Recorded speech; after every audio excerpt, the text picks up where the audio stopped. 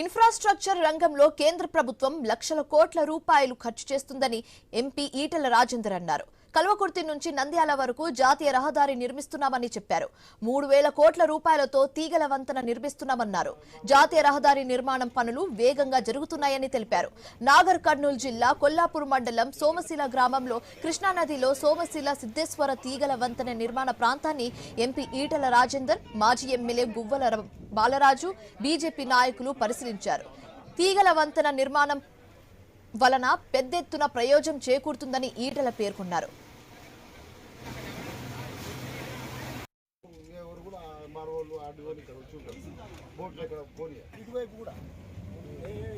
ఆంధ్రప్రదేశ్లో కానీ ఇటు తెలంగాణలో కానీ అతివేగంగా జరుగుతూ ఉంది.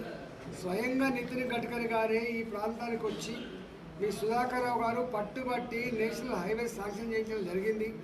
ఇది త్వరలోనే పూర్తి చేసి ఈ ప్రాంత ప్రజానికానికి అంకితం చేయబోతున్నామని చెప్పి ప్రకటించారు. ఆనాడు వాళ్ళు మాట్లాడింది ఏవైతే ఎగతాళి చేసే వాళ్ళు ఎవరుతున్న వాళ్ళు 100 మూతలు పడ్డాయి.